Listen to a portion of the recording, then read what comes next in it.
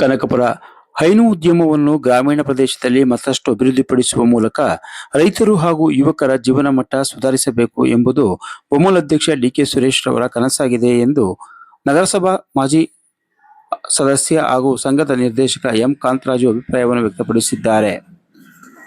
ಮಳಗಾಳು ಹಾಲು ಉತ್ಪಾದಕರ ಸಹಕಾರ ಸಂಘದ ಸರ್ವ ಸದಸ್ಯರ ವಾರ್ಷಿಕ ಮಹಾಸಭೆಯಲ್ಲಿ ಭಾಗವಹಿಸಿ ಅವರು ಮಾತನಾಡಿದರು. ಹೈನುಗಾರಿಕೆ ಉದ್ಯಮವಾಗಿ ಬೆಳೆಯಬೇಕೆಂಬುದು ನಮ್ಮ ನಾಯಕರ ಕನಸಾಗಿದೆ. ಆ ನಿಟ್ಟಿನಲ್ಲಿ ಅನೇಕ ಅಭಿವೃದ್ಧಿ ಕೆಲಸಗಳನ್ನು ಮಾಡುತ್ತಿದ್ದಾರೆ. ಇದರ ಸದುಪಯೋಗವಾಗಬೇಕೆಂದರೆ ರೈತರು ಉತ್ತಮ ಗುಣಮಟ್ಟದ ಹಾಲನ್ನು ಸಂಘಕ್ಕೆ ಹಾಕುವಂತೆ ಕರೆ ನೀಡಿದರು.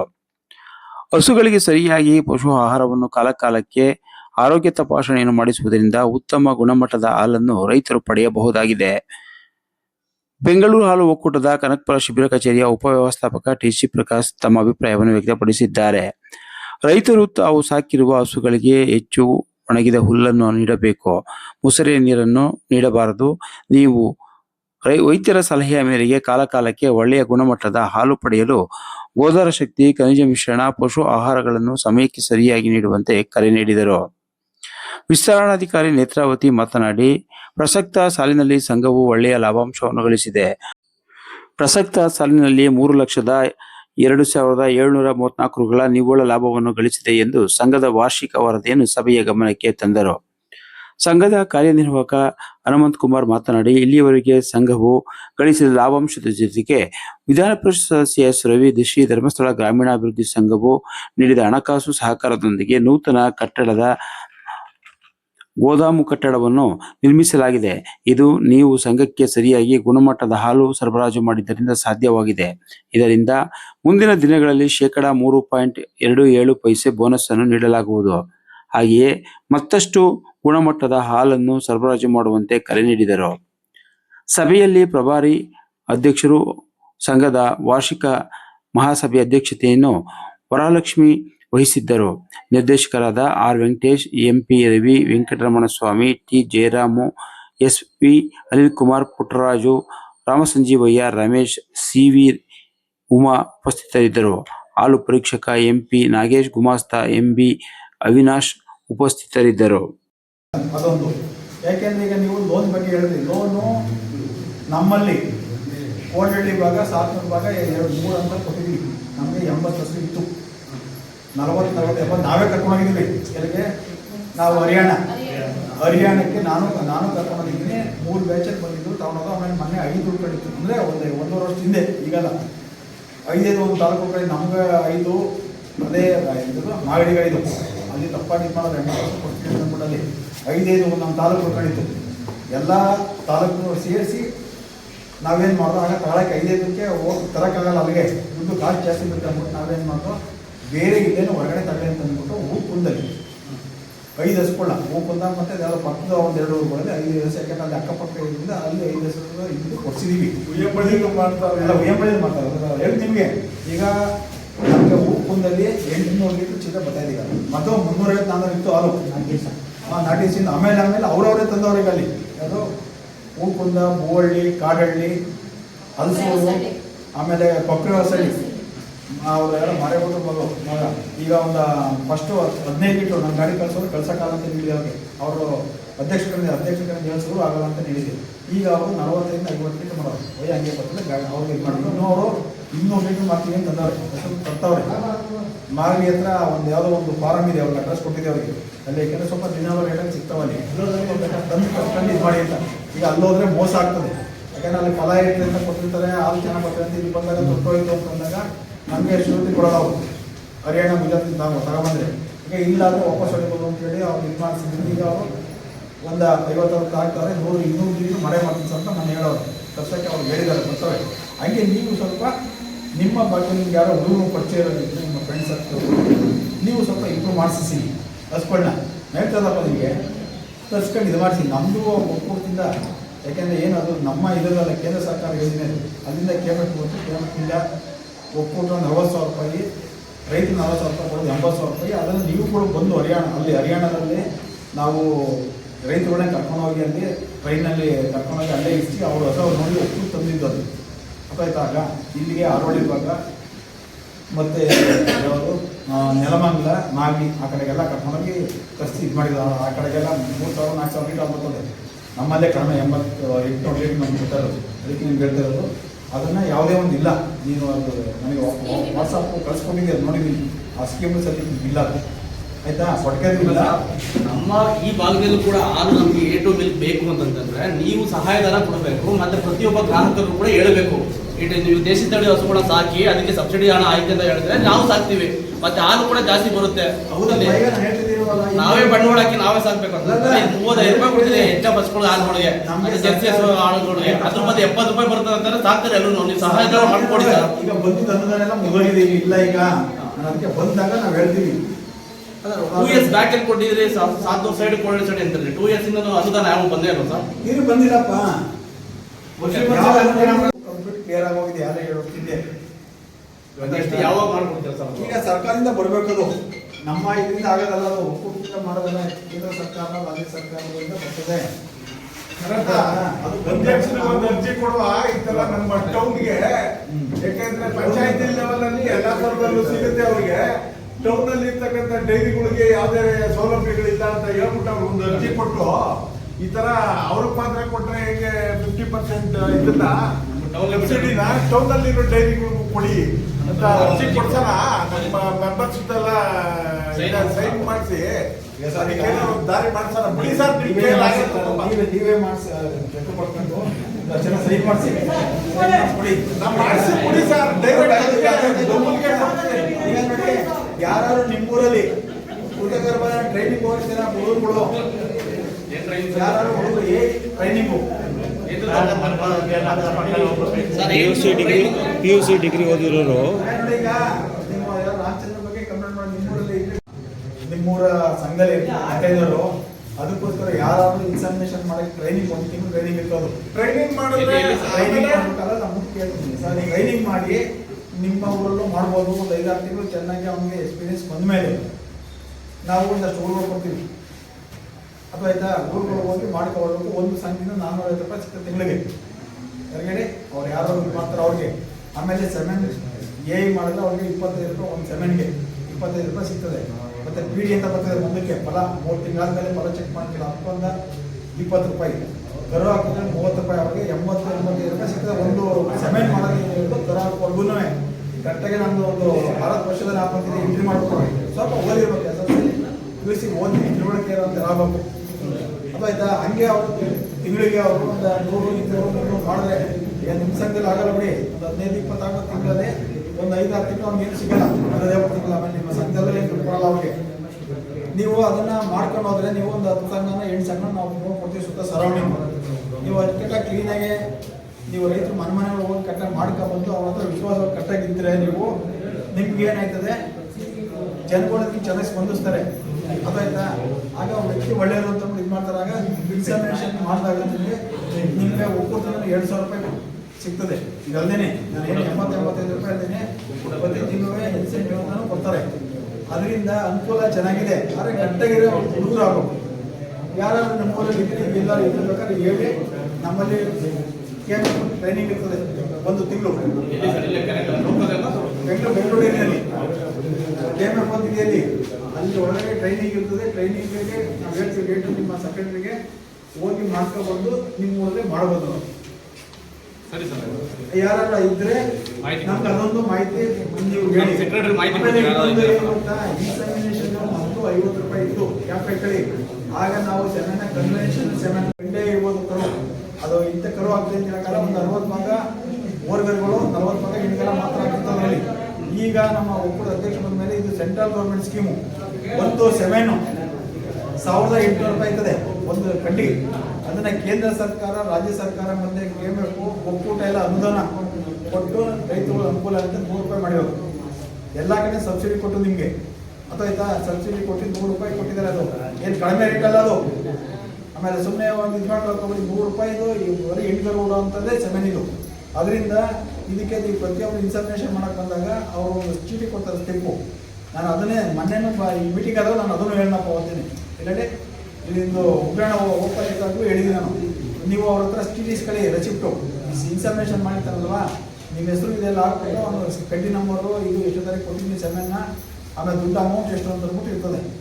ತಗೊಂಡು ನೀವೇ 150 ರೂಪಾಯಿ ಕೇಳಿದ್ರು ಕೊಡಿ, ಕೊಟ್ಬಿಟ್ಟು ಅಕ್ಕಿ ಇಸ್ಕೊಂಡು ನಮ್ಗೆ ಕೊಡಿ, ನಾವು ಅವ್ರಿಗೆ ಏನು ಕ್ರಮ ತಗೊಂಡು ತಗೋತೀವಿ. ಅದಾಯ್ತಾ? ಬಿಡಿ ಅಲ್ಲಪ್ಪ, ಕೇಳಬೇಕು ನಾನು ಹೇಳೋದು. ಯಾರು ಇದು ಮಾಡಿದ್ರೆ ನಾನು ಸೆಂಡ್ ಮಾಡಿರೋದು ಅಮೌಂಟ್ ಫೋನ್ ಪೇ ಐತೆ, ಚಂದ್ರು ಅವ್ರಿಗೆ ಸೆಂಡ್ ಮಾಡಿರೋದು ಅಮೌಂಟ್ ಸ್ವಲ್ಪ ಹೇಳೋದು ನಾನು ಕೇಳಿ, ಅದೇನೇ ನಾವು ಹೇಳ್ತಿರೋದು. ಈಗ ನಾನು ಈಗ ಇಲ್ಲೇ ಫೋನ್ ಮಾಡಿ ಬೈದಿದ್ದೀನಪ್ಪ ನಾನು. ನೀವು ಇನ್ನು ಮುಂದೆ ಈಗ ಹಿಂದಕ್ಕೆ ಆಯ್ತು, ಇನ್ನು ಮುಂದೆ ಒಂದು ಸೆಕೆಂಡ್ಗೆ 100 ರೂಪಾಯಿ. ಆಯ್ತಾ? ಸಂಜೆ ಟೈಮ್ ಏನಾದ್ರು ಬಂದ್ರೆ ಹೇಳಿದೆ ಅದೊಂದು ಹೇಳ್ತೀನಿ. ಸಾಯಂಕಾಲ ಬೆಳಗ್ಗೆ ಟೈಮ್ ನಾವು ಕೊಟ್ಟಿದ್ದೀವಿ. ಈಗ ನಿಮ್ಮೂರು ಆದ್ಮೇಲೆ ವಿರುಪ್ಸ ಆದ್ಮೇಲೆ ಪಕ್ಕದವರು ಬಣ್ಣಳ್ಳಿ ಚಾಕಣಿಗೆ ಹೋಗೋಕಿಗೆ ಈಗ ಒಂದು ಅರ್ಧ ಗಂಟೆ ಕೊಡ್ತೀವಿ. ಒಂದು ಯಾವ್ದೋ ಒಂದು ತೋಟದ ಮನೆ ಬರ್ತಾ ಇಲ್ಲಿ ಒಂದು 10 ನಿಮಿಷ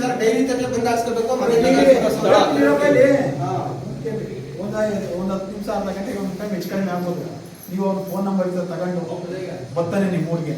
ಈ ಊರಾದ್ಮೇಲೆ ಎಷ್ಟು ಹೋಗೋದು ಇನ್ನೊಂದು ಅಥವಾ ಬಂದು ಈಚನ್ನು ಮಾಡ್ತಾನೆ. ಸಾಯಂಕಾಲ ಟೈಮಲ್ಲಿ ಏನಾದ್ರು ಇದಾದ್ರೆ ನಿಮ್ಗೆ 100 ರೂಪಾಯಿ ಪ್ರೀತಿ ಕೊಟ್ಟು ಕೊಡೋಗಿದ್ದು 50 ಕೊಡಿ. ಬೆಳಗ್ಗೆ ಟೈಮ್ ಬಂದಾಗ 100 ರೂಪಾಯಿ ತಗೊಳ್ಳಿ.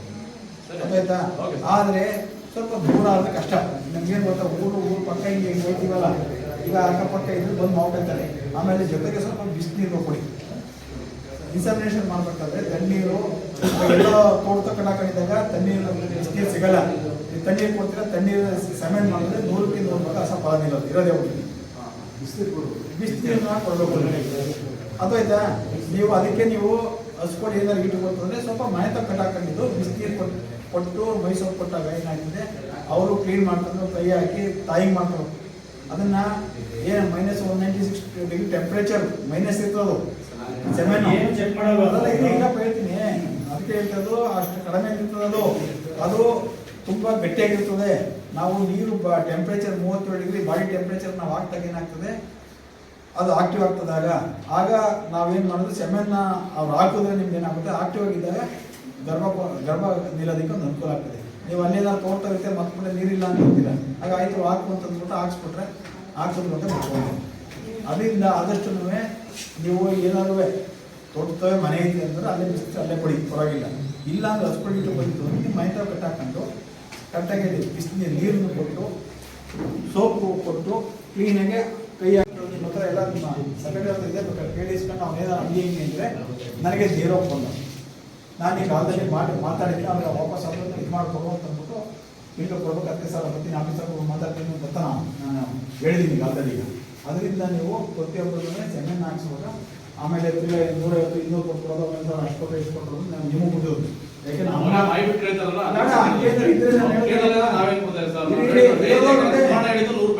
ಮೀಟಿಂಗಲ್ಲಿ ಹೇಳೋರೆ ಅಂತ ಏನು ಹೇಳೋರೆ ಅಂತೇಳಿ ಹಂಗಿದ್ದಾಗ ನನ್ನ ನಂಬರ್ ನಿಮ್ಮ ಹತ್ರ ಇದೆ.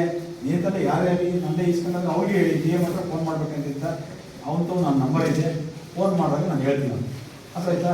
ಯಾಕಂದರೆ ಯಾರೇ ಆದಷ್ಟೇ 100 ರೂಪಾಯಿ ಮೇಲೆ ಕೊಡೋಕೆ ಸಾಯಂಕಾಲ ಟೈಮ್ ಬಂದರೆ ಕೊಡ್ಬೇಕಾಯ್ಕೆ ನಾವು ಒಂದು ಟೈಮ್ ಇದು ಮಾಡಿದ್ದೀವಿ.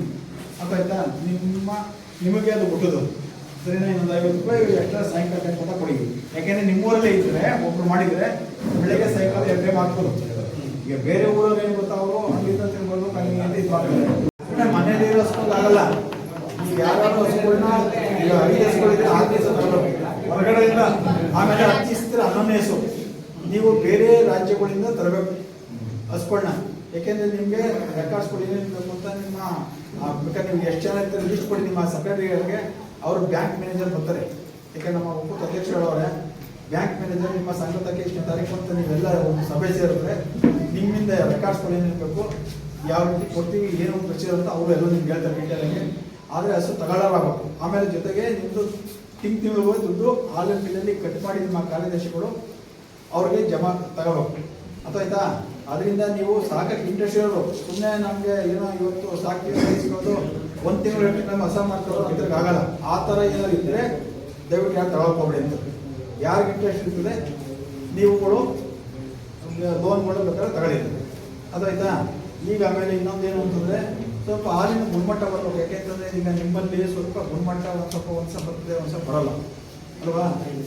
ಅಲ್ಲಲ್ಲ ಮೊನ್ನೆ ಎಲ್ಲ ಈ ಥರ ಸುಮಾರು ಫೇಲಾಗಿರ್ತಲ್ಲ. ಕೆಲವು ಟೈಮು ಏನಾಯಿತು ಸುಮಾರು ಕೆಲವು ಫೇಲಾಯಿತು, ನಾನೇನೋ ಇದು ಮಾಡಿದ್ದೀನಿ. ಅದರಿಂದ ಸ್ವಲ್ಪ ಹಾಲಿನ ಗುಣಮಟ್ಟ ಬರಬೇಕು. ಗುಣಮಟ್ಟ ಬರಬೇಕು ಅಂತಂದರೆ ನೀವು ಪಶುಹಾರಗಳು ಸ್ವಲ್ಪ ಕರೆಕ್ಟಾಗಿ ಯೂಸ್ ಮಾಡಿ. ಯಾಕೆಂದರೆ ಫೀಡ್ ಬರ್ತಾ ಇದೆ. ಆಮೇಲೆ ಜೊತೆಗೆ ಖನಿಜ ಮಿಶ್ರಣ ಪೌಡ್ಗಳು ಬರ್ತದಲ್ವಾ, ಕೆಲವು ದವ ತಿಪ್ಪೆಗಳು ಬಿಸಾಕೋದು ಅಲ್ಲಿ ಇಲ್ಲಿ ಬಿಸಾಕೋಬೇಕಿದ್ರೆ ದಯವಿಟ್ಟು ಆ ಥರ ಮಾಡ್ಕೊಬೋದು. ಏನು ಪಶುವೈದ್ಯರಿಗೆ ಬೆಳಗ್ಗೆ ಹೊತ್ತಿಗೆ ಸಂಜೆ ಹೊತ್ತಿಗೆ ಖನಿಜ ಮಿಶ್ರಣ ಪೌಡ್ರು ಮತ್ತು ಜೊತೆಗೆ ಗೋದಾರ ಶಕ್ತಿ ಪೌಡ್ರ್ ಇದೆ ಅಲ್ವಾ, ಗೋದಾರ ಶಕ್ತಿ ಪೌಡ್ರ್ ಎಲ್ಲ ಟೈಮಲ್ಲಿ ಅನ್ನೋದು ಅವಶ್ಯಕತೆ ಇರೋಲ್ಲ. 8 ತಿಂಗಳು ಮನೆಯಿಂದ ಹಿಡಿದು ದರಾಕಿ 3 ತಿಂಗಳು ಗೋದಾರ ಶಕ್ತಿ ಪೌಡ್ರನ್ನು ನೀವು ಹಾಕಿದೆ ಆದರೆ ನೀವೇನು ಕರುಗಳಾಗ್ದಾಗ 7 ದಿವಸ 8 ದಿವಸ ನೀವು ಡೈಲಿ ಹಾಕ್ತಿರಲ್ವಾ, ಆ ಟೈಮಲ್ಲಿ ನಿಮ್ಮದು ಫ್ಯಾಟು ಕನಿಷ್ಠ 3-6-3 ಬರ್ತದೆ. ಇಲ್ಲ ಅಂದರೆ ನಿಮ್ದು ಏನು ಕರ ಆಗ್ತಾಗ ಹೊಸ್ತಾಗ ತಗೊಳ್ತೀರಾ 2-7-2-8 ಬಂದರೂ ನಿಮ್ಮ ಕಾರ್ಯದರ್ಶಿ ತಗೊಳ್ಳಿ ನಮಗೆ ಹೊಸ್ಕರ ಅಂತ ಹೇಳ್ತೀರಾ ಅಲ್ವಾ, ಅವರು ನಿಮ್ದು ಅಡ್ಜಸ್ಟ್ ಮಾಡಿ ತಗೊಳಕ್ ಹೋಗ್ತಾರೆ. ಆಗ ಇನ್ನೊಬ್ರದ್ದು ಯಾರ್ದು ಹೋಗ್ಬೋದು ಅಲ್ಲೇ 6 ತಿಂಗಳಾಗ್ತಾ ಕರ ಹಾಕಿ ಅವ್ರದ್ದು 7-7-7 ಬರ್ತದೆ. ಆಗ ಅವ್ರ ಹತ್ರ ಅವ್ರು ಹೊಸ ಕರಾವು ಅಂತಂದ್ರೆ ಇಲ್ಲ ಸುಳ್ಳು ನೀವು ಬೇಕು ಅಂತ ಮಾಡ್ತಾ ಇದ್ದೀರ ಅಂತ ನೀವು ಅವರು ಒಬ್ರು ಒಂಥರ ಮಾಡ್ತಾರೆ ಅಂತ ಜನಗಳು ತಪ್ಪ ತಿಳ್ಕೊತಾರೆ. ಎಲ್ಲ ಒಂದೇ ಥರ ಇರೋಲ್ಲ.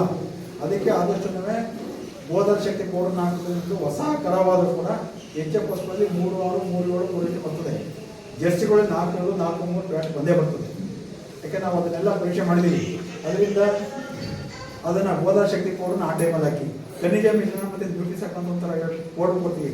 ಆ ಪೌಡರ್ನ ನೀವು ಕರು ಹುಟ್ಟಿ 3 ತಿಂಗಳು ಕರುಗಳಿಂದ ಹಿಡಿದು ನಿಮ್ಮ ಮನೇಲಿ ಹಸ್ಪಡಿ ಎಷ್ಟು ದಿವಸ ಇರ್ತವೆ ಅಲ್ಲಿವರೆಗೂ ಖನಿಜ ಮಿಶ್ರಣ ಪೌಡರ್ನ ಹಾಕಬೇಕು. ಯಾಕೆಂದ್ರೆ ನೀವು ಅದು ಹಾಕೋದ್ರಿಂದ ಏನು ಉಪಯೋಗ ಆಗ್ತದೆ ಅಂದರೆ ಮೊದಲನೇದಾಗಿ ಆ ಪೌಡರ್ನಲ್ಲಿ ರೋಗ ನಿರೋಧಕ ಶಕ್ತಿ ಇದೆ. ಯಾಕೆಂದರೆ ಯಾವುದೇ ಒಂದು ಕಾಯಿಲೆಗಳು ಬಂದರೂ ತಡೆಗಟ್ತದೆ, ಮತ್ತು ಬಂದರೂ ಕೂಡ ಬೇಗ ವಾಸಿ ಆಗ್ತದೆ. ಆಯಿತಾ, ಯಾಕೆಂದರೆ ಅದರಲ್ಲಿ ಆ ರೋಗ ನಿರೋಧಕ ಶಕ್ತಿ ಇದೆ, ಆಂಟಿಜನ್ ಆಂಟಿಬಾಡಿ ಶಕ್ತಿ ಇದೆ ಒಂದು.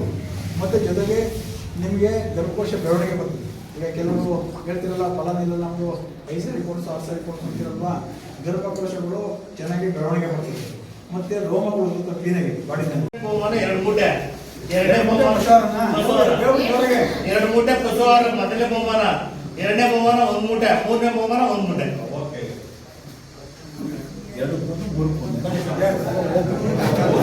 ಫಸ್ಟ್ ಅವ್ರಿಗೆ 3 ಮೂಟೆ, ಅವ್ರಿಗೆ 2 ಮೂಟೆ, ಅವ್ರಿಗೆ 1 ಮೂಟೆ. ಸರಿ, ಇವತ್ತಿಂದನೇ ಸ್ಯಾಂಕ್ಷನ್ ಸೆಕ್ರೆಟರಿ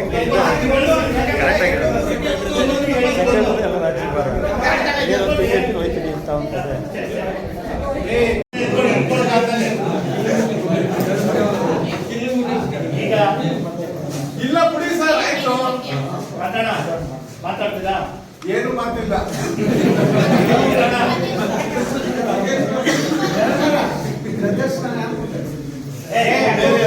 ಇನ್ನೊಂದು ವಿಷಯ ಹೇಳ್ತೀನಿ. ಈಗ ಅಧ್ಯಕ್ಷರು ರಾಜೀನಾಮೆ ಕೊಟ್ಟಿರೋದ್ರಿಂದ ಉಪಾಧ್ಯಕ್ಷರು ಅಧ್ಯಕ್ಷ ಆಗುವವರೆಗೂ ಉಪಾಧ್ಯಕ್ಷರು ಬ್ಯಾಂಕ್ಗೆ ಚೆಕ್ಗೆ ವ್ಯವಹಾರ ಕೊಡೋದಾದ್ರೆ ಉಪಾಧ್ಯಕ್ಷರಿಗೆ ಮೀಟಿಂಗ್ ಪಾಸ್ ಆಗೈತೆ. ಈಗೇನು ತೊಂದರೆ ಆಗಲ್ಲ, ಅದು ನಡೀತಾ ಇರ್ತದೆ.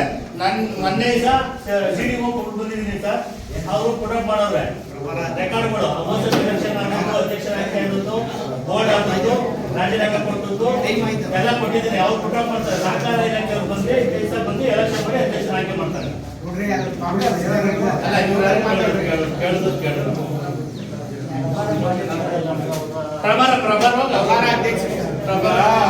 ಹೊಸ ಅಧ್ಯಕ್ಷರು ಈಗ ಹಳೆ ಅಧ್ಯಕ್ಷರು ರಾಜೀನಾಮೆ ಕೊಟ್ಟವ್ರೆ.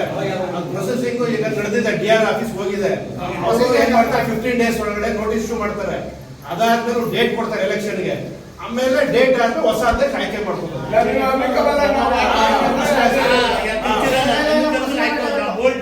ಬೋರ್ಡ್ ಅಲ್ಲಿ ಏನ್ ತೀರ್ಮಾನ ಆಗ್ತದೆ ಹೈಕಮಾಂಡ್ ಕೂತ್ಕೊಳ್ತದೆ, ತೀರ್ಮಾನ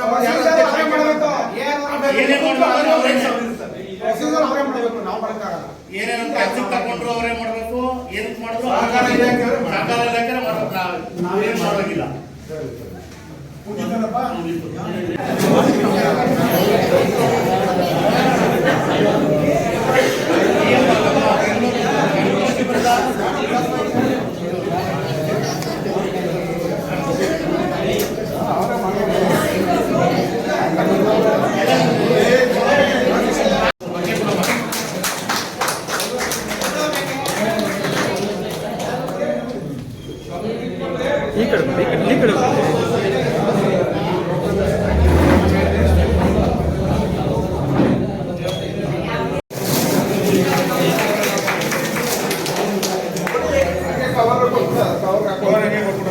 ಸ್ವಲ್ಪ ಹಿಂಗ್ ಬನ್ನಿ.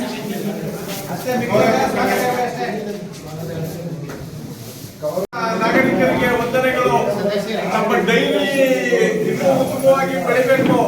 ಆದ್ರಿಂದ ಹಾಲಿನ ಗುಣಮಟ್ಟದ ಹೆಚ್ಚಿನ ರೀತಿಲಿ ನೀವು ಇಲ್ಲಿಗೆ ಆಗ್ತಷ್ಟು ನಮ್ಮ ಡೈರಿಗೆ ಏನಾರ ಆಗ್ಬೇಕಾಗಿರುವಂತ ಕೆಲಸ ಕಾರ್ಯಗಳನ್ನ ನಾವು ಮಾಡ್ಕೊಳ್ಳಕ್ಕೆ ಒಳ್ಳೆ ಅವಕಾಶ ಸಿಗುತ್ತೆ.